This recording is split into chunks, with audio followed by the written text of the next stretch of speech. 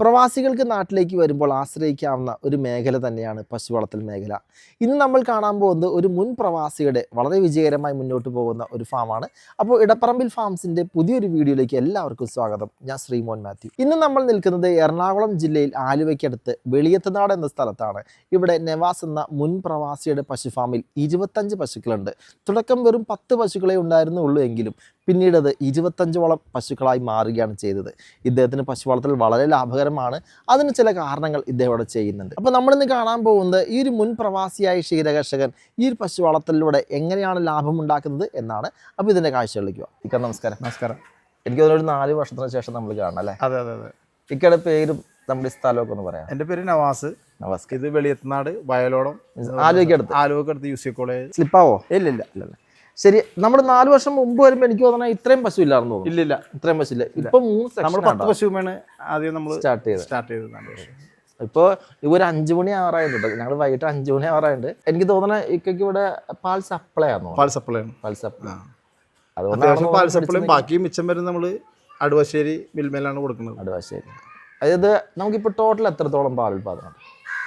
ഇപ്പോൾ ഈ ചൂടിൻ്റെ ആയതുകൊണ്ട് വളരെ കുറവാണ്. എന്നാലും ഏകദേശം ഒരു നമുക്കിപ്പോ ഒരു രാവിലെ ഒരു 180-200 വെള്ളമൊക്കെ ഉണ്ടായതാണ്. ഇപ്പൊ 180-190 വന്നുള്ളൂ. അതൊരു 10-15 കുറയുന്നുണ്ടല്ലേ? പിന്നെ ഒരു പശുവിന്മ നമുക്കൊരു 1 ലിറ്റർ, ചില പശു 2 ലിറ്റർ ഒക്കെ കുറഞ്ഞിട്ടുണ്ട്. അയ്യോ, അങ്ങനെയാണ്. ഇപ്പൊ ചൂടിന്റെ ഈ സൈസ് നമ്മുടെ HF ബ്രീഡ് പശുക്കൊക്കെ നല്ലോണം പാല് കുറഞ്ഞായിരുന്നു. ചൂട് താങ്ങാനുള്ള ശേഷി ഇവർക്ക് ഇച്ചിരി കുറവാണല്ലേ? ഇപ്പൊ ഈ കാണുന്ന പശുക്കളെല്ലാം നമുക്ക് ഈ നാട്ടിൽ നിന്ന് വാങ്ങുന്ന പശുക്കളാന്ന് തോന്നുന്നു. ഇതൊക്കെ ഇതിൽ 2-3 പശു മാത്രം ഞാൻ തമിഴ്നാട്ടിൽ നിന്ന് വാങ്ങിച്ച നമുക്കൊരു സ്കീം കിട്ടിയായിരുന്നു സർക്കാരിന്റെ. സ്കീമിൽ കിട്ടിയ 2-3 പശു അല്ലാണ്ട് ബാക്കിയൊക്കെ അതൊക്കെ ഒന്ന് കാണിക്കാവോ? സ്കീമിൽ കിട്ടിയ പശുവാണ് പറയണം.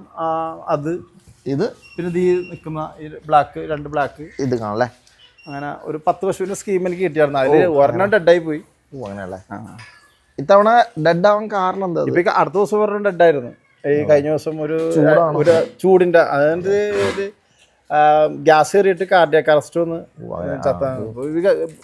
ക്ലെയിമിന് കൊടുത്തേക്കാണ് പോസ്റ്റ്മോർട്ടം. ഇപ്പോഴത്തെ അവസ്ഥയിൽ എത്ര പശു ഉണ്ട് നമുക്ക് ടോട്ടൽ? നമുക്കിപ്പോ ഒരു 24-25 10 എണ്ണത്തിനാണ് നമ്മൾ തുടങ്ങിയത്. അതിൽ കുറച്ചൊക്കെ നമ്മൾ 2-3 കുട്ടികളെ ബ്രീഡ് ചെയ്തെടുത്തതുണ്ട്. അപ്പുറം കുട്ടികളുണ്ട് കേട്ടോ. അപ്പുറം കുട്ടികൾ ബ്രീഡ് ചെയ്തെടുക്കുന്നുണ്ട്. കുറച്ച് കുട്ടികൾ പുറത്തുണ്ട് കേട്ടോ. ഉണ്ടല്ലേ? നമുക്ക് ഈ കുട്ടികൾ മാത്രം അത്ര നമുക്ക് ലാഭകരമല്ല എന്നുള്ള. ലാഭകരമല്ല, എന്നാലും നമ്മള് ഒരു ഇഷ്ടം കൊണ്ട് നല്ല കുട്ടികളെ കാണുമ്പോ ഇഷ്ടം കൊണ്ട് വളർത്തിയെടുക്കണേണ്. പക്ഷെ അതിന്റെ തീറ്റ 2 കൊല്ലത്തെ തീറ്റ ചെലവ് കണക്ക് കൂട്ടുമ്പോ നമുക്ക് ഒരു പശുവിനെ വില കൊടുത്ത് വാങ്ങിക്കാം. അതെ, അതാവുമ്പോ പിറ്റേ ദിവസം പോലെ കറക്കാം. പിന്നെ ഒരു രസത്തിന് നമ്മൾ ഇതിന്റെ ഒപ്പം പിന്നെ സൈഡായിട്ട് ഇതിന്റെ തീറ്റ ചെലവുകളിൽ അത് നടന്നു പോണ കാരണം ഇതിനാണ് കൊണ്ടുപോകണം. പിന്നെ ഇതേ ഈ കാണുന്ന പശുവിന്റെ കാലുണ്ടാ, ഈ കാലം പറഞ്ഞ തവളക്കാൽ എന്ന് പറഞ്ഞ അല്ലേ? അതെ. ചില പശുക്കൊക്കെ അങ്ങനെയാണ്. അതെ. ഒരു ചെറിയൊരു ഹെവി പാലിട്ടുന്ന പശുക്കളാണ്. അടിപൊളി. ഓക്കെ, എത്രാമത്തെ കറവയാണ് പാള്? ഇത് 3ാമത്തെ പ്രസവമാണത്. 3ാമത്തെ ജേഴ്സി ഒരു ക്രോസ് അല്ലേ? ക്രോസ് 3ാമത്തെ ആണ്.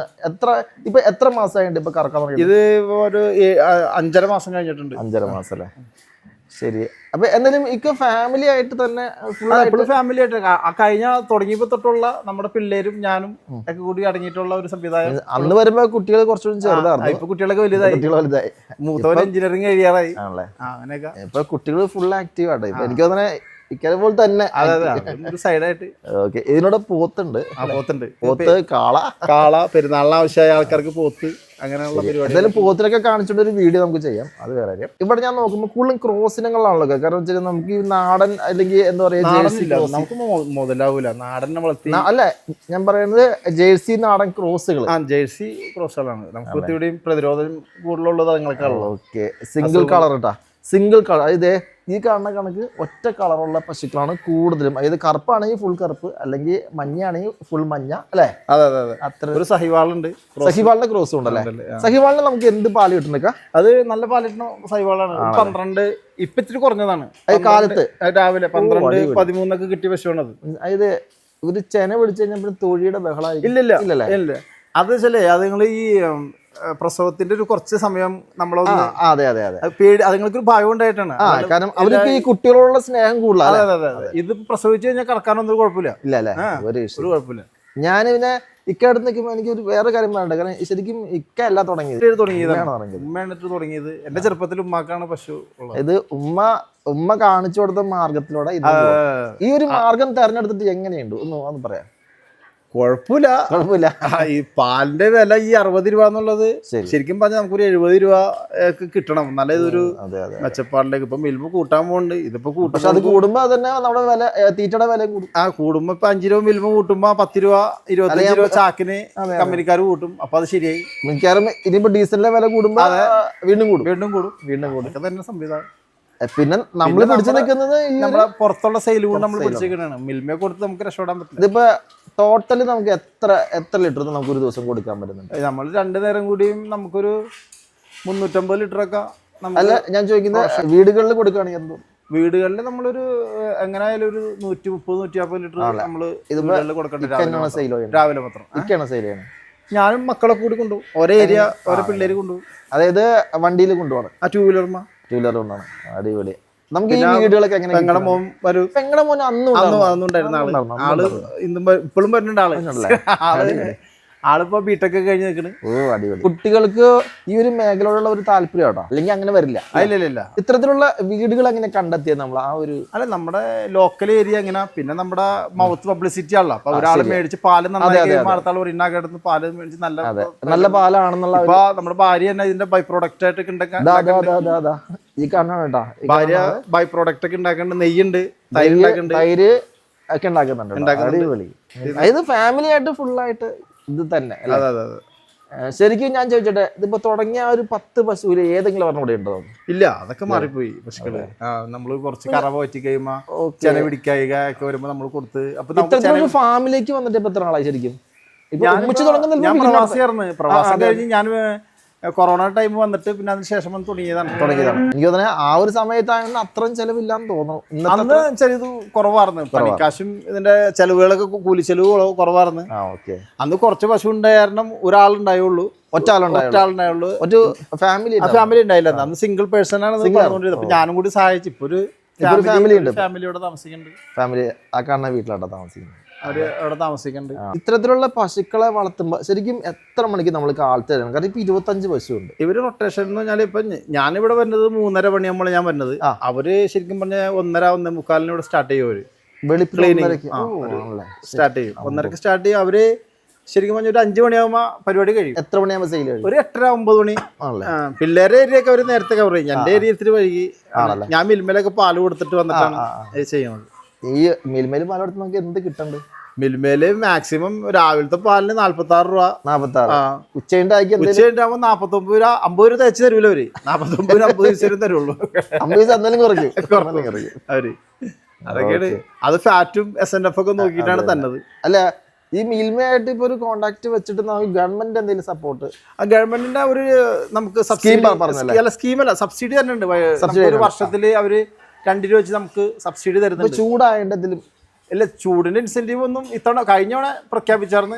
ഒന്നും കിട്ടിയില്ലായിരുന്നു. തീരകർഷകരുടെ ഇത്തരത്തിലുള്ള ആവശ്യങ്ങൾ പിന്നെ ഗവൺമെന്റ് പരിഗണിക്കേണ്ടതാണ്. പുതിയ ഗവൺമെന്റ് വന്ന സ്ഥിതിക്ക് എന്തെങ്കിലും മെച്ചം കിട്ടും എന്നുള്ള ഒരു പ്രതീക്ഷയിലാണ് നമ്മൾ. അതെ, എന്തായാലും കിട്ടട്ടെ. കാരണം വെച്ചാൽ ക്ഷീരമേഖലയിൽ പുതിയ ആൾക്കാർ വന്നെങ്കിൽ ഇത്തരത്തിലുള്ള സംഭവങ്ങൾ നമ്മൾ ഗവൺമെന്റ് കഴിഞ്ഞ സർക്കാരിന്റെ മറ്റേ കാർഷിക വകുപ്പൊക്കെ വളരെ ശോകമായിരുന്നു. പുതിയ സർക്കാരിൽ നമുക്കൊരു പ്രതീക്ഷ ഉണ്ടല്ലേ? എന്തായാലും ആ ഒരു പ്രതീക്ഷയ്ക്കൊത്ത് ഉയരാൻ സാധിക്കും. ശരി. അപ്പൊ ഇവിടെ നമ്മൾ എന്തൊക്കെ തീറ്റ തുടങ്ങണം? ഇപ്പൊ ഇവിടെ നമ്മള് ഞാൻ ആദ്യം മറ്റേ കേസിന്റെ സുപ്രീമാണ് കൊടുത്തോണ്ടിരുന്ന. ഇപ്പൊ മാറി. ഇപ്പൊ ഞാൻ മറ്റേ മിൽമേയുടെ മിൽമയുടെ ഫീഡ് കൊടുക്കുന്നത്. മിൽമയുടെ ഫീഡാണ് കൊടുക്കുന്നത്. മിൽമയുടെ അല്ല, കേരള ഫീഡ്സ് കൊടുത്തിട്ട് എങ്ങനെയുണ്ട്? കുഴപ്പമില്ല. ശരി. അതായത് ചെന പിടിക്കാനൊന്നും ബുദ്ധിമുട്ടൊന്നുമില്ല? ഇല്ല. അല്ല, ഇത്തരത്തിലുള്ള പശുക്കളാകുമ്പോ ചെന പിടിക്കാനുള്ള പ്രശ്നങ്ങൾ? ചെന പിടിക്കായിക ഈ 2018 ശേഷമുള്ള ഒരു അവസ്ഥ, വെള്ളപ്പൊക്കം കഴിഞ്ഞ പിന്നെ പൊതുവെ പശുക്കൾക്ക് ചെന പിടിക്കായിക വളരെ കൂടുതലാണല്ലേ? ഇപ്പൊ നമ്മളൊക്കെ 6, 7, 8 കുത്തിവെപ്പൊക്കെ കഴിഞ്ഞിട്ടാണ്. അത് വലിയൊരു പ്രശ്നമാണ്. ഈ പശുവിന്റെ നീണ്ട കറവയായി പോവും. പശുവിന് പാല് കുറഞ്ഞു പോകണം. കാലയളവ് ഭയങ്കര ദീർഘമായിട്ട് പിന്നെ ചില പശുക്കള് 3 മാസം വരെ കനങ്ങാണ്ട് നിന്നിട്ട് പിന്നെയും ഹീറ്റ് കാണിക്കുമ്പോൾ വലിയ പ്രശ്നത്തിലേക്ക് പോവുകയാണ്. അതൊക്കെ വലിയ വിഷയങ്ങളാണ്. അതൊക്കെ ഡോക്ടർമാര് പറഞ്ഞതാണ് ഇത് കാലാവസ്ഥ വലിയൊരു പ്രശ്നമാണെന്ന് പറഞ്ഞിട്ടാണ് അവര് ഇത് പറയണത് നമ്മുടെ അടുത്ത്. ഇപ്പൊ ചൂട് കുറയ്ക്കാനായിട്ട് നമ്മളിവിടെ എന്തെങ്കിലും ചെയ്യുന്നുണ്ടോ? അല്ല, ഞാനിത് അത്ര ഹൈറ്റില് ഓപ്പൺ ആക്കി അത്ര ഹൈറ്റിലാണ് പറഞ്ഞേക്കുന്നത്. നല്ല ഹൈറ്റ് ഉണ്ട്, പിന്നെ അതുകൊണ്ട് തന്നെ കാറ്റ് കയറി ഇറങ്ങി പോകുന്നുണ്ട്. അതുകൊണ്ടാണ് ഇത് ഇത്ര നിക്കണത്. ഇച്ചിരി ഹൈറ്റ് കുറഞ്ഞ് കാറ്റും ഇവിടെ ഈ പാടത്തിന്റെ സൈഡ് ആയതുകൊണ്ട് കാറ്റ് വരായികൊക്കെ കൂടുതലാണ്. അത്യാവശ്യം ഇതുണ്ട്. പിന്നെ ഞാൻ ചോദിച്ചോട്ടെ, ഇതിപ്പോ തീറ്റ കൊടുക്കുന്ന കാര്യം പറഞ്ഞു, ഫീഡ് മാത്രം, അതായത് ആ ഒരു പെല്ലറ്റ് മാത്രമേ കൊടുക്കുന്നുള്ളൂ? പെല്ലറ്റ് നമ്മുടെ തവിട്, കപ്പലിന്റെ പിണ്ണാക്ക്, അങ്ങനെയുള്ള സംവിധാനങ്ങള്. ഈ കാണുന്നതാണ് പെല്ലറ്റ്. ഇവിടെ പെല്ലറ്റ് അവിടെ അകത്താണ്, അകത്തായിരിക്കും അല്ലേ? പിന്നെ തവിടാണുള്ളത്? തവിടല്ല, ഇത് പിണ്ണാക്ക്, കപ്പലിന്റെ പിണ്ണാക്ക്. ഓ, കപ്പലിന്റെ പിണ്ണാക്ക് കൊടുക്കുന്നുണ്ട് എല്ലാവർക്കും ഓരോ നേരം. അതാകുമ്പോ ഇച്ചിരി ഒരു കൊഴുപ്പിട്ടും. കൊഴുപ്പിട്ട് ആരോഗ്യത്തിന് വേണ്ടി കൊടുക്കണേണ്. ഈ ഒരു പശുവിന്റെ ഒക്കെ സ്കിൻ കാണുമ്പോ അറിയാം, കാരണം വെച്ചാൽ നല്ല ഗ്ലേസിംഗ് ഉണ്ട് കേട്ടോ. ശരിക്കും പറഞ്ഞാൽ ക്ഷീണിച്ചിരിക്കുകയാണെങ്കിൽ ഈ കാണുന്ന ഒരു ഗ്ലേസിംഗ് ഉണ്ടാവില്ല. പിന്നെ കറവ പശുക്കള് ശരിക്കും ഇച്ചിരി ഒരു ഇതുണ്ടാവും, ക്ഷീണം പോലെ തോന്നും. പക്ഷെ അവരാ കറവ വറ്റിക്കഴിഞ്ഞാൽ തീർന്നു, പിന്നെ അവർക്ക് നല്ല ആരോഗ്യമാവും, കാണാൻ നല്ല ഇതാവും. പുതിയ പശുക്കളെ വാങ്ങുമ്പോൾ ഞാനിപ്പോ ഇതിന്ന് ഒരു 4 പശുവിനെ മാറ്റാനുണ്ട്. ചെന പിടിക്കായിരിക്കും പാലാകുമ്പോ അങ്ങനെ മാറ്റേണ്ട വരും. പാല് അപ്പൊ ഇപ്പൊ നമ്മുടെ പെരുന്നാളിന്റെ പോത്തച്ചോടെ കഴിഞ്ഞിട്ട് അങ്ങനെ പോകാൻ വേണ്ടി ഇരിക്കുന്നു. പിന്നെ ഇവിടെ ഇഷ്ടംപോലെ പുല്ലുണ്ടല്ലോ അല്ലേ? നമ്മള് തീറ്റപ്പുല്ല് വളർത്തുന്നുണ്ട്. നമ്മളൊരു 3-3.5 ഏക്കറില് തീറ്റപ്പുല്ലുണ്ട്. അതെവിടെ? അത് അവിടെ ആ സൈഡില്, പുഴ സൈഡില് 2-3 സ്ഥലത്തായിട്ട്. ഇത് ഈ കാണുന്ന തണ്ട് കണ്ടോട്ടോ, അതെ ഇഷ്ടംപോലെ തണ്ടുകൾ ഇവിടെ വെട്ടി അരച്ചിട്ട്. ഇത് മെഷീൻ ഉണ്ടോ? മെഷീൻ ഇല്ല, നമ്മള് അങ്ങനെ തന്നെ വെട്ടിട്ട് കൊടുക്കുക, കൈ വെച്ചിട്ടില്ലേ. പിന്നെ നമ്മുടെ ഈ വാട്ടർ ബോൾ എന്ത് പറ്റി? അപ്പൊ അത് വർക്ക് ചെയ്യുന്നുണ്ട് ഇപ്പോഴും ഉണ്ടോ? ട്രിപ്പ് ഉണ്ട്. അത് നമ്മള് ഒരു രാത്രി വന്നിട്ട് ഒരു 10 മണിയാകുമ്പോ അങ്ങനെ എപ്പോഴും ഇടൂല? എപ്പോഴും ആവശ്യമില്ല. ഇപ്പൊ ഫീഡ് കൊടുത്ത് നമ്മൾ നിർത്തേണ്ട സമയമാണ്. ഒരു ഇതൊക്കെ കഴിഞ്ഞിട്ട് നമ്മൾ ഒരു 9:30-10 മണിയാകുമ്പോൾ ഒന്ന് ഓപ്പൺ ആക്കിട്ട് കൊടുക്കും.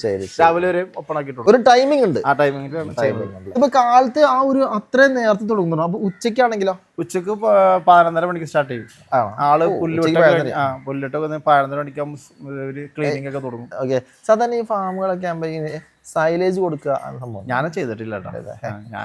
ഞാൻ ഇതുമ്പോ തന്നെ അങ്ങനെ പുല്ല് നമുക്ക് ആവശ്യത്തിന് കിട്ടുന്നുണ്ട്, ഇഷ്ടംപോലെ ഉണ്ടെങ്കിൽ പിന്നെ ആവശ്യം കിട്ടുന്നുണ്ട്. പിന്നെ അതിന് നമ്മള് തലപരിമിതി വരുമ്പോഴേക്കാണ് പിന്നെ വേറെ ചിന്തിക്കേണ്ട ആവശ്യമുള്ളൂ. സ്ഥലം ഉണ്ടായിട്ടില്ല, നമ്മൾ പാട്ടത്തിന് ഭൂമി എടുത്തിട്ടാണ് പുൽകൃഷി ചെയ്യുന്നത്. അങ്ങനെയുള്ള ഞാൻ പാട്ടത്തിന് ഭൂമി എടുത്ത് പുൽകൃഷി ചെയ്യുന്നതാണ്. പാട്ടത്തിന്റെ ആ ഒരു ചെലവും പോകുന്നുണ്ട്. അല്ല, അത് നമുക്ക് ഇവിടെ പാട്ടം നിസ്സാര കാശൊക്കെ ഉള്ളൂ. അപ്പൊ പുല്ല് പാടം ഇഷ്ടംപോലെ ഉണ്ടല്ലോ, പുൽകൃഷിയാണല്ലോ. അതിപ്പോ പിന്നെ ഇവിടെ സൂപ്പർ നേപ്പിയർ ആയതുകൊണ്ട് എവിടെയായാലും ഉണ്ടാവും സാധനം, വെള്ളത്തിലും ഉണ്ടാവും. ആണല്ലേ? ഇച്ചിരി നല്ല കട്ടിയുള്ള തണ്ടാട്ടോ. ഈ തണ്ട് വാങ്ങിച്ചപ്പോ എത്ര രൂപ? ഈ തണ്ട് ഞാൻ വാങ്ങിച്ചത് 1 രൂപക്കാണ്. ഒരു തണ്ട് 1 രൂപക്ക് മേടിച്ചതാണ്. ഇപ്പൊ ആയിക്കില്ല. ഇപ്പൊ നമ്മുടെ തന്നെ വെട്ടിയെടുത്ത് നമ്മൾ ചെയ്യാറില്ല. ഇപ്പൊ 5 രൂപ കണ്ടാണ്. അതല്ലേ? ഞാൻ ഇവിടെ തണ്ട് ഇവിടെ ഫ്രീ ആയിട്ടാണ് കൊടുക്കുന്നത്. ആരെങ്കിലും ഒന്ന് എടുത്തുണ്ടോ പറഞ്ഞു. ഇവര് തിന്നു കഴിയുമ്പോ വേസ്റ്റ് ഉണ്ടാവും, ബാക്കി വന്ന തണ്ടുണ്ടാവും. അത് ഇങ്ങനെ ഇട്ടിട്ട് ആളുകളൊന്ന്. പിന്നെ ഞാനൊരു കാര്യം, എനിക്ക് തോന്നുന്നു ഈ ക്രോസ് ഇനങ്ങളായിട്ട് ഇപ്പോഴും കഞ്ഞി കൊടുക്കണ്ടിരിക്കുന്നു അല്ലേ? കഞ്ഞില്ല, അത് നമ്മുടെ ചോളത്തോട് തിളപ്പിച്ച് കൊടുക്കുന്നതാണ്. ചോളത്തോടില് ഈ പൂപ്പലും ഇതൊക്കെ ഉണ്ടാവില്ല, അതിന്റെ ഒരു ഇത് പോകാൻ വേണ്ടിട്ട് നമ്മളത്. കഞ്ഞി ഉണ്ടായിരുന്നു അന്നുണ്ടായിരുന്നു, അന്ന് ഞാൻ നിർത്തിയതാണ് പരിപാടി. ഗ്യാസിന്റെ ചെറിയൊരു പ്രശ്നങ്ങൾ വരുന്നുണ്ട്. പശുവിന് ഗ്യാസ് ഇട്ടാ അല്ലേ? മറ്റേ ഗ്യാസിന്റെ ഇഷ്യൂ എന്ന് പറഞ്ഞാൽ ഇപ്പൊ വേറെ ഇഷ്യൂ ഉണ്ടല്ലോ. ഗ്യാസിന്റെ ഇഷ്യൂ അല്ല. അല്ലല്ല, ഈ കഞ്ഞി കൊടുക്കൽ നിർത്തി കഴിഞ്ഞപ്പോ പാലിലും എന്തെങ്കിലും വ്യത്യാസം വല്ല? ഇല്ലല്ല, അങ്ങനൊന്നും വ്യത്യാസങ്ങളും നമുക്ക് അനുഭവപ്പെട്ടിട്ടില്ല. ഈ കാണുന്ന 25 എണ്ണത്തിൽ ഇപ്പൊ എത്ര എണ്ണത്തെ കറക്കണ്ട? എല്ലാം കറവേണ്ട, 2 എണ്ണം ഒഴിച്ച് ബാക്കിയൊക്കെ കറവേണ്ട. ഓ, അങ്ങനെയാണോ? ആ കാണുന്ന റോയിൽ 3 പശു ഒഴിച്ച് ബാക്കിയൊക്കെ കറവേണം. അത് മറ്റേ ബ്രീഡിങ്ങിന് ആയിട്ട് നിൽക്കണം, ലാക്ടേഷൻ ആയിട്ട് നിൽക്കണം. ഇതിലിപ്പോ ശരിക്കും കന്നിക്കറവുകൾ ഏതെല്ലാം? കഞ്ഞിക്കറവാണ് ഇത്, മൊത്തം കഞ്ഞിക്കറവുകളാണ് ഈ സൈഡ്. ഇതാ ഇത് അങ്ങനെ കഞ്ഞിയാണോ? കഞ്ഞിക്കറവുകളാണ്. ഇത് വാങ്ങിച്ചാണോ? അല്ലല്ല, ഇത് ഇവിടുത്തെ കിടാക്കൾ. ഇതിനെ കണ്ടറിയാട്ടാ. ഇതും അതെ, അതിന്റെ മടി കണ്ടറിയാം. രണ്ടാം പ്രസവം ഈ ചെന ഊത്തി വെച്ചേക്കുന്നത് ഇടക്കറവുകളാണ് നിൽക്കുന്നത്. ഈ ഒരു ഫാമിലി നമ്മൾ എത്ര പ്രസവം വരെ നിർത്തും? പ്രസവം എന്ന് പറഞ്ഞാല് നമ്മള് ആരോഗ്യമുള്ളവരെ നല്ല പശുക്കളൊക്കെ ആണെങ്കിൽ 2-3 എണ്ണൊക്കെ നിർത്തും. അല്ലെങ്കിൽ ഇപ്പൊ അങ്ങനെ ചെന പിടിച്ച് കിട്ടൽ കുറവായതുകൊണ്ട് നമ്മള് കുറച്ച് കളയും. നമ്മള് കുറച്ച് കഴിയുമ്പോ നല്ല പശുക്കളെ കിട്ടുമ്പോൾ വാങ്ങിക്കുമ്പോൾ അതിൽ കൊള്ളില്ലാത്തവരം കളയും. അങ്ങനെയുള്ള അത്യാവശ്യം നമുക്ക് തട്ടിമുട്ടി അല്ലേ മുന്നോട്ട് പോകും. സെയിലുള്ളതുകൊണ്ട് നമുക്ക് ഇത്രയും ചെറിയൊരു സ്ഥലത്താണ് ഇത്രയും പശുക്കൾ നിൽക്കുന്നത്. ശരിക്കും നമുക്ക് പുല്ലില്ലാണ്ട് മുന്നോട്ട് പോകാൻ പറ്റില്ല എന്ന് ശ്രമിച്ചിട്ടുണ്ടോ? ഞാൻ ശ്രമിച്ചിട്ടില്ല. എനിക്ക് അത്യാവശ്യം നെൽകൃഷിയൊക്കെ ഉള്ള നമ്മൾ പാട്ടത്തിന് ആളാണ്. എനിക്ക് വൈക്കോല് ഞാനവിടെ കൊണ്ടുവന്ന് വെച്ചിട്ട് ഇഷ്ടം പോലെ ഉണ്ട്. വൈക്കോല് ഞാൻ കൊടുക്കാറില്ല. പിന്നെ അത് ആരെങ്കിലും വരുമ്പോ ഞാൻ ചോദിക്കുമ്പോൾ കൊടുക്കും. അങ്ങനെയൊക്കെയാണ് നമ്മള് പരമാവധി പുല്ല് തന്നെ കൊടുത്ത്. പിന്നെ ഞാൻ ചോദിച്ചോട്ടെ, ഇതിപ്പോ തമിഴ്നാട്ടിൽ നിന്ന് വളരെ ചുരുക്കം മാത്രം വാങ്ങിച്ചുള്ളൂ. ഈ നാട്ടിൽ നിന്ന് പശുവിനെ വാങ്ങുമ്പോ ഇപ്പൊ എന്തെങ്കിലും ഒരു പ്രശ്നമായിട്ട് തോന്നാറുണ്ട്? പാല് പറഞ്ഞ പാല് കിട്ടാൻ അതൊന്ന് പറ്റിക്കപ്പെടും. എല്ലാവരും അല്ല, ചില ആൾക്കാരൊക്കെ നമ്മളെ വെക്കാറുണ്ട്, പറ്റിക്കപ്പെടും. എല്ലാവരും ഇല്ലാട്ടാ. പറ്റിക്കുമ്പോ നമ്മൾ എന്ത് ചെയ്യാൻ? എന്ത് ചെയ്യാനാ, ഒന്നും ചെയ്യാൻ പറ്റില്ല. നമ്മളിപ്പോ പരാതി പറയുമ്പോ കാശ് എടുത്തു പോയി നമ്മൾ എന്ത് ചെയ്യാനാ എന്ന് പറയും. അങ്ങനെ കുറെ ജീവനുള്ള ഇതാണ്. പക്ഷെ എന്നാലും നമ്മള് 2 ലിറ്ററൊക്കെ കുറഞ്ഞാൽ കുറയാം. പക്ഷെ എന്നാലും അതിക്കുള്ളൊക്കെ കുറയും. എന്നെ ശരിക്കും പറ്റിച്ചിട്ടുണ്ട്. 10 ലിറ്റർ എന്ന് പറഞ്ഞിട്ട് പെറ്റിട്ട് 5 ലിറ്റർ വരെ കിട്ടാത്ത പശുക്കൾ എനിക്ക് അങ്ങനെ വന്നിട്ടുണ്ട്. അങ്ങനെയൊക്കെ വന്നു അങ്ങനെ അവരുടെ അടുത്ത് പരാതിയായിട്ട് അവിടെ ചെല്ലുമ്പോൾ അവര് നമ്മുടെയും വലിയ പരാതിയിലേക്കുമ്പോൾ അവരുടെ അടുത്ത് എന്ത് പറയാനല്ലേ. ഇങ്ങനെയൊക്കെയാണ് മുന്നോട്ട് പോകുന്നത്. ഇനിയിപ്പോ നമ്മള് പശുവിന്റെ എണ്ണം കുറയ്ക്കണല്ലോ നമ്മൾ? ഇല്ലില്ല, ഇത്ര തന്നെ സ്ഥായിയായിട്ട് നിൽക്കാണല്ലേ. ശരി, എന്തായാലും അടിപൊളിയായിട്ടെ. കാരണം വെച്ചാൽ ഇത് കാണുന്ന സന്തോഷം. കാരണം കഴിഞ്ഞ 4 വർഷം മുമ്പ് ഇവിടെ വരുമ്പോ ഇത്രയും പശു ഇല്ല. എനിക്ക് തന്നെ ഇപ്പൊ ഉണ്ടായുള്ളൂ. ഈ കണ്ട റോയിലും ഈ റോയിലും മാത്രം. പക്ഷെ ആ റോയിൽ ഉണ്ടായില്ല. പിന്നെ ഈ കാണുന്ന റോയിൽ ഇത്രയും പശു ഉണ്ടായില്ല. ഈ പശുവിന് കൂട്ടാൻ ഒരു കാരണം എന്തായിരുന്നു ശരിക്കും? കൂട്ടവും കാരണം ഒന്നുമില്ല. ഇങ്ങനെ നമ്മളെ ഓരോന്നും മേടിച്ച് പാല് കുറയുമ്പോൾ ഒരെണ്ണം മേടിക്കുമ്പോ ഇങ്ങനെ ചെന വന്നിങ്ങനെ മാറി അങ്ങാടും ഇങ്ങാടൊക്കെ വരുമ്പോ. ഞാൻ ഈ പ്രവാസി ആയിരുന്നു എന്ന് പറഞ്ഞ അല്ലോ, ഇക്ക പ്രവാസിയായിരുന്നു. അപ്പൊ ഈ പ്രവാസത്തിൽ ഇരിക്കുമ്പോഴാണ് നമ്മുടെ നാടിന്റെ ഒരു വില മനസ്സിലാവും. അതല്ലേ? കാരണം വെച്ചാൽ നമ്മളിപ്പോ എത്രത്തോളം പണം കിട്ടിയാലും നമ്മുടെ വീടും നാടിന്റെ നൊസ്റ്റാൾജി. നാട്ടില് വരുമ്പോ ചിലപ്പോ അത്രയും വരുമാനം കിട്ടിയില്ലെങ്കിലും എന്നാലും വരുമാനം കുറഞ്ഞ കുടുംബത്തോടെ നമുക്ക് സന്തോഷം ജീവിക്കാല്ലോ. അതെ, നമ്മളിപ്പോ പ്രവാസത്തിൽ എല്ലാവരുടെയും മെയിൻ ആഗ്രഹം കുറച്ച് സമ്പാദിച്ച് നാട്ടിൽ വന്ന് എന്തെങ്കിലും ചെറിയ ഇടപാട് ഫാമിലി ആയിട്ട് ഒത്തിരിച്ച് ജീവിച്ചു പോകാനാണ് എല്ലാവരും ആഗ്രഹിക്കുന്നത്. അങ്ങനെ വരുന്നവർ ചില സാഹചര്യം കൊണ്ട് ആളുകൾക്ക് പറ്റില്ല എന്ന് മാത്രം. അല്ല, അങ്ങനെ വരുന്നവർക്ക് പശു ശരിക്കും നല്ലൊരു ഓപ്ഷൻ തന്നെയാണ്. കുഴപ്പമൊന്നുമില്ല. അത്യാവശ്യം ബുദ്ധിമുട്ടൊന്നും തയ്യാറായി കഴിഞ്ഞാൽ നമ്മളെ ബുദ്ധിമുട്ടെന്ന് പറഞ്ഞാൽ അധ്വാനിക്കാം. ബുദ്ധിമുട്ടെന്ന് പറഞ്ഞാല് നമ്മള് ഒരു 2 വർഷം എന്തായാലും രാപ്പകൽ അതിനുവേണ്ടി ബുദ്ധിമുട്ടണം. പിന്നെ ഓൾറെഡി റണ്ണിങ്ങിന് ഇങ്ങനെ പോകും. അത് ആദ്യത്തെ 2 വർഷം കുറച്ച് കഷ്ടപ്പാടൊക്കെ ബുദ്ധിമുട്ടണം. രാപ്പകല് ബുദ്ധിമുട്ടണം. അവര് പണിക്കാരൊപ്പം നമ്മൾ തന്നെ കുറച്ച് കാര്യങ്ങളൊക്കെ ചെയ്ത് മുന്നോട്ട് പോകണം. എനിക്ക് തോന്നുന്നത് നമ്മുടെയൊക്കെ ഇതിനു മുമ്പുള്ള അതായത് അപ്പനപ്പൂപ്പന്മാരൊക്കെ ഇതുപോലെ കഷ്ടപ്പെട്ടാണ് നമ്മളൊക്കെ വളർത്തിയത്. അങ്ങനെയാണ് എല്ലാവരും നമ്മൾ വളർത്തിയത്. അങ്ങനെയാണ് പണ്ടത്തെ എന്റെ വാപ്പിച്ചിയുടെ കാലഘട്ടത്തിൽ ഇത് മാത്രമാണ് ഒരു വരുമാനം. അതെ. അന്നും മിക്ക വീടുകളിൽ പാലുള്ള വിൽപ്പനയും. അന്ന് മിക്ക വീടുകളിൽ പശു ഉണ്ട്. പശു ഇല്ലാത്ത വീട് കുറവാണ്. അന്ന് പശു ഒരു ഐശ്വര്യം എല്ലാവരും. പശുവിന്റെ എന്താ പറയാ വൈക്കൽ കൂന ഉള്ള വീട്ടിലാണ് പെണ്ണ് കൊടുക്കുള്ളൂ. ഇന്ന് പെണ്ണിട്ടാൻ ബുദ്ധിമുട്ടാണ്. ഇന്നിപ്പോ ഇത് തൊഴിലാണെന്ന് വെച്ചാൽ പെണ്ണിട്ടാൻ ബുദ്ധിമുട്ടാണ്. അത് പറഞ്ഞപ്പോ ഓർത്ത, അതായത് നമുക്ക് എത്ര പശു ഉണ്ടെങ്കിൽ നമ്മളൊരു ഹൈബ്രിഡ് പശുക്ക് ഒരു 10 മതി. കൂടുതലൊന്നും വേണ്ട. ഹൈബ്രിഡ് ആണെങ്കിൽ നല്ല പശു ഒരു 20 ലിറ്റർ. നമുക്കിപ്പോ ഇവിടെ 20 ലിറ്റർ മാക്സിമം പോയി ഒരു 15-16 ഒക്കെ ഉള്ളൂ. ഹൈബ്രിഡ് ഒരു 20-25 ലിറ്ററിന്റെ പശുവൊക്കെ ആണെങ്കിൽ 10 മതി. ഈ 10 എന്ന് പറയുമ്പോൾ നമുക്കിപ്പോ ശരിക്കും ജോലിക്കാര് വേണ്ട. നമുക്ക് തന്നെ മെഷീൻ വെച്ച് ഇവിടെ ഇപ്പൊ ഞാൻ മെഷീൻ അല്ല ഇവിടെ. ഞാൻ കൈക്കറവാണ് ഇവിടെ. എല്ലാം കൈക്കറവ. പാരമ്പര്യമായിട്ട് ഇങ്ങനെ പോണായിരുന്നു. കൈക്കറവ കുറച്ചുകൂടി ബുദ്ധിമുട്ടല്ല നമുക്ക്. അവര് കറന്നോളവര്. ഇവിടെ ഹൈബ്രിഡ് അല്ല, ഇത്തരത്തിലുള്ള ക്രോസ് ബ്രീഡ് ആണെങ്കിൽ നമുക്ക് എത്ര പശു വേണം? ക്രോസ് ബ്രീഡ് ആയാലും ഒരു 12-15 കിട്ടുന്ന പശുക്കളായാലും 10 മതി. ആ പാല് 10 കറന്ന പാല് നമ്മൾ സെയിൽ ചെയ്യണം. നമ്മൾ സെയിൽ ചെയ്യണം. അല്ലാണ്ട് മിൽമ കൊടുക്കരുത്. മിൽമ കൊടുത്ത പൊട്ടിപ്പോവും. കൊറോണ കഴിഞ്ഞപ്പോ പ്രവാസികൾ കുറെ വന്ന് അവരാണ് ഇത് കൂടുതലായിട്ട് ഇവിടെ തുടങ്ങിയത്. കുറെ പേര് പൂട്ടിപ്പോയി. കുറെ ആളുകൾ ഇതിനെ കുറിച്ച് വ്യക്തമായ ഒരു ധാരണ ഇല്ലാണ്ട് വന്ന് പെട്ടെന്ന് ചാടി തൊഴിലിന് വേണ്ടിട്ട് പെട്ടെന്ന് ചാടി പൊട്ടിപ്പോയി. പിന്നെ ചെറുപ്പം തൊട്ട് ഇതിന്റെ പുറകെ തന്നെയാണ് അറിവ് നമുക്ക് ഇതിനെക്കുറിച്ച് വ്യക്തമായ ഒരു ധാരണ ഉണ്ടായിരുന്നു. ഇതിനെക്കുറിച്ച് ധാരണ ഇല്ലാത്തൊരു അറിയുമ്പോൾ ശരിക്കും നമ്മൾ എന്താ ചെയ്യേണ്ടത് ഒന്ന് പറയാം. പഠിക്കുക എന്നുള്ളതാണ്. പഠിക്കാന്ന് പറഞ്ഞാൽ ഇതിന്റെ ക്ലാസ്സുകളുണ്ട്. ഇപ്പൊ നമ്മുടെ സർക്കാരിന്റെ കീഴിൽ ഇഷ്ടംപോലെ ക്ലാസ്സുകളുണ്ട്. ഫാമുകളൊക്കെ ഒന്ന് വിസിറ്റ് ചെയ്യുക. നമ്മളേലും എക്സ്പീരിയൻസ് ഉള്ള ആളുകളുടെ അടുത്ത് ചോദിച്ച് മനസ്സിലാക്കിയിട്ട് ചെയ്യുക. ചില പിള്ളേർക്ക് ഇപ്പൊ ചോദ്യമൊന്നുമില്ല. അവരെ ഒരു യൂട്യൂബ് കണ്ടിട്ട് പോയി തുടങ്ങുന്ന ആൾക്കാരുണ്ട്. പരമാവധി ഇതിന്റെ അറിവുള്ള ആൾക്കാരുടെ അടുത്ത് ചോദിക്കാം. നല്ല ഡോക്ടർമാരൊക്കെ അടുത്ത് എന്റെ സംശയങ്ങളൊക്കെ ചോദിച്ച് നമുക്ക് ഇവിടെ തലക്കടവ് മൃഗാശുപത്രിയിൽ നിന്ന് സാറിന്റെ നല്ല സേവനങ്ങളൊക്കെ ഉണ്ട്. ഇങ്ങനെയുള്ള ഒരു മൃഗാശുപത്രിയുടെയും പിന്നെ അതിൽ പഞ്ചായത്തിന്റെ ഒക്കെ ഹെൽപ്പ് എപ്പോഴും ആവശ്യം നമുക്ക് അല്ലേ? പഞ്ചായത്തിന്റെ ഹെൽപ്പ് ഒന്നും ഉണ്ടാവില്ല. മൃഗാശുപത്രിയുടെ ഹെൽപ്പ് നമുക്കുണ്ട് എന്തായാലും. ഉണ്ടല്ലേ? പഞ്ചായത്തിന്റെ ഹെൽപ്പ് ഒന്നും ഉണ്ടാവില്ല. പഞ്ചായത്ത് അവരൊക്കെ വെച്ചാല് ഇതിനൊക്കെ പ്രൊമോഷൻ കുറവാണ്. കൃഷിക്കൊപ്പം കളമശ്ശേരി എന്ന് പറഞ്ഞിട്ട് രാജീവിന്റെ ഒരു പദ്ധതി വന്നപ്പോ അതിന് ചെറിയൊരു പ്രോത്സാഹനം കിട്ടിയെന്നല്ലാണ്ട് അതും നമ്മുടെ കൃഷിമന്ത്രിയുടെ കെയർ ഓഫിലല്ല, രാജീവ് വേറെ വ്യവസായ മന്ത്രിയുടെ കെയർ ഓഫിലുള്ള കൃഷിക്കൊപ്പം കളമശ്ശേരി എന്ന് പറഞ്ഞിട്ട് ഇവിടെ വന്ന് ഫാമൊക്കെ വിസിറ്റ് ചെയ്ത് പോയതാണ്. അടിപൊളി അടിപൊളി. നല്ല നല്ല ഭരണാധികാരികൾ വരികയാണെങ്കിൽ നമുക്ക് ഇത് പ്രസ്ഥാനങ്ങളൊക്കെ മുന്നോട്ട് കൊണ്ടുപോകാൻ പറ്റും. അപ്പൊ ഇക്കയുടെ പശു വളർത്തൽ നമ്മൾ കണ്ട്, ഇനി കുറച്ചധികം ആടുകൾ. ഇപ്പൊ നമ്മൾ കാണാൻ പോകുന്നത് ആട് ഗ്രാമം പദ്ധതിയിൽ കിട്ടിയ ഒരു തൊഴുത്ത്. ആ കാണാന്നോ?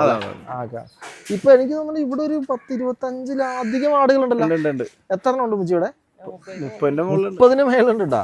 ശരിക്കും തുടക്കം എത്രയായിരുന്നു? എത്ര എണ്ണത്തിലാണ് തുടക്കം? നമ്മൾ ഒരെണ്ണത്ത് തുടങ്ങിയതാണ്, സിരോഹി ആടുമ്പോ തുടങ്ങിയതാണ്. സിരോഹി തുടങ്ങിയിട്ട് പിന്നെ വാങ്ങാണോ ചെയ്തത് അതോ കുട്ടികൾ വാങ്ങിച്ച് പിന്നെ ബ്രീഡിങ് കിട്ടി? ബ്രീഡിങ് എത്ര എണ്ണം നമുക്ക്? ബ്രീഡിങ് ഒരുപാട് ഉണ്ടായിട്ടുണ്ട് ഇവിടെ. ഞങ്ങള് പെൺകുഞ്ഞുങ്ങളെ കൊടുക്കാറില്ല. ആണല്ലേ? ഇത്തരത്തിലിപ്പോ ആടുകളെ കാണുമ്പോ പലരും ചോദിക്കും വിൽക്കുന്നുണ്ടോ? വിൽക്കുന്നുണ്ട്. സ്ഥലം ആലോചിക്കടുത്ത് വെളിയെത്തുന്നവരാണ്. ഇവിടെ ഇഷ്ടം പോലെ ഉണ്ട്. ഈ കാണുന്ന കൂട്ടുണ്ട്, ആ കാണുന്ന കൂട്ടുണ്ട്. എനിക്ക് തോന്നുന്നു ആണുങ്ങളെ മാത്രം കൊടുക്കുള്ളൂ. ആണുങ്ങളെ മാത്രം കൊടുക്കും. പിന്നെ വളർത്താർക്കാണെങ്കിൽ നമുക്ക് പെൺകുഞ്ഞുങ്ങളെ കൊടുക്കാം. മറ്റത് വെട്ടാൻ വേണ്ടി കൊടുക്കൂല. പ്രായമുള്ള ഏതാ അപ്പൊ അതില്? ഇത്തിരി പ്രായമുള്ളതെന്ന് പറഞ്ഞാൽ ദീ കിടക്കണ ഇതില്ലേ? എത്ര വയസ്സുണ്ടാവും ഇതിന്? അതെന്റെ ജ്യേഷ്ഠത്തിയുടെ വീട്ടിൽ നിന്ന് കൊണ്ടുവന്നതാണ് ഞാൻ. ഓ അങ്ങനെയാണ്. അത് കുട്ടിയായിരിക്കും കൊണ്ടുവന്ന? അല്ലല്ല, തൃക്കാക്കരന്ന് പുള്ളിക്കാരത്തി സുഖമില്ലാതായപ്പോ പുള്ളിക്കാരത്തിന്റെ വീട്ടിൽ നിന്ന് കൊണ്ടുവന്നു. മിക്കവാറും ആട് ഗ്രാമത്തിൽ നിന്ന് ആകുമ്പോ നമുക്ക് നമ്മളിവിടെ പണിപ്പിച്ചാണ്. കൂടി കിട്ടിയില്ലായിരുന്നു, ആടുകളാണ് തന്നത് അവര്. അങ്ങനെയാണല്ലേ? എനിക്ക് അറിയില്ല. ആടാണ് നമുക്ക് തന്നത് അവര്. അപ്പൊ എത്ര ആട് കിട്ടും? 2 ലക്ഷം രൂപയുടെ ധനസഹായം. 2 ലക്ഷം രൂപയുടെ ധനസഹായം. ഓ അങ്ങനെയാണ്. അപ്പൊ നമുക്ക് എത്ര എണ്ണം? ഒരു 10 എണ്ണം വാങ്ങാൻ പറ്റുമോ? 10 ആടില്ലായിരുന്നല്ല, 5 ആട് കൂടും. അങ്ങനെ അല്ലായിരുന്നു? 5 ആടും കൂടും. ഓ 5 ആടും കൂടില്ല. എന്തായാലും സെറ്റ് ആയിട്ടുണ്ട്. ഇതാകുമ്പോ സുഖമായിട്ട് അവർക്ക് കയറി പോവാം. കണ്ടതാ ആ കാണുന്ന വഴി സുഖമായിട്ട് കയറി പോവാം. ശരിക്കും ഈ ആടിനുള്ള തീറ്റ എന്താ അവർക്ക് കൊടുക്കുന്നത്? ഞാൻ ഇവിടെ സോയ കൊടുക്കുന്നുണ്ട്. സോയ കൊടുക്കുന്നുണ്ട്. പുല്ലുണ്ട്, ഇലയുണ്ട്. ഇലയുണ്ട്. അങ്ങനെ പിന്നെ മറ്റേ പെല്ലറ്റ് ഉണ്ട്. ഇവരെ പുറത്ത് അഴിച്ചു വിടണല്ലോ? പുറത്ത് വലിയ അമ്മമാരെ വിടാറില്ല, പിള്ളേര് കുട്ടികള് വൈകുന്നേരം കുറച്ചേരം അയച്ചു വിടും. ഈ കാണത്തൊരു കൂടുണ്ടല്ലോ. ഇത് നമ്മുടെ പഴയ രീതിയിലുള്ള. ഓ ആദ്യത്തെ കൂടാതെ ശരിക്കും എങ്ങനെയാണ് കൃഷി? അത് ചെറുതിൽ നിന്ന് തുടങ്ങിയിട്ട് പിന്നെ പതുക്കെ അല്ലേ ആദ്യം വാങ്ങിച്ച കൂടാണ് ഈ പറഞ്ഞ. അപ്പൊ അതിനോട് കൂടെ ഞാൻ ചോദിച്ചോട്ടെ, ഇങ്ങനെ പലരും പറയും ഇങ്ങനെ ആടും പശുവും കൂടി ഒരുമിച്ച് നിന്നാ ശരിയല്ല. അതൊക്കെ പണ്ടത്തെ ഒരു മിഥ്യാധാരണ. ഞങ്ങളതിൽ വിശ്വസിക്കുന്നില്ല. പിന്നെ ചോദിച്ചു നോക്കട്ടെ. എനിക്ക് തോന്നുന്നത് എന്തായാലും നമ്മൾ അധ്വാനിക്കുന്ന പശുവിന് വേണ്ടി. അപ്പൊ കൂടെ ഒരു 10 ഇതുണ്ടെങ്കിൽ കുഴപ്പമില്ല അല്ലെ? ഇവിടെ ഉണ്ടാവുന്ന ആൺകുട്ടികളാണോ പെൺകുട്ടികളാണോ കൂടുതലാണ്? ആളുണ്ടായാലാണ് നമുക്ക് വരുമാനം കിട്ടുള്ളൂ. പിന്നെ പാല് വിൽപ്പന ഉണ്ടോ? പാലില്ല. അതിന് വന്ന് ചോദിച്ചു കഴിഞ്ഞാൽ കൊടുക്കുന്നല്ല.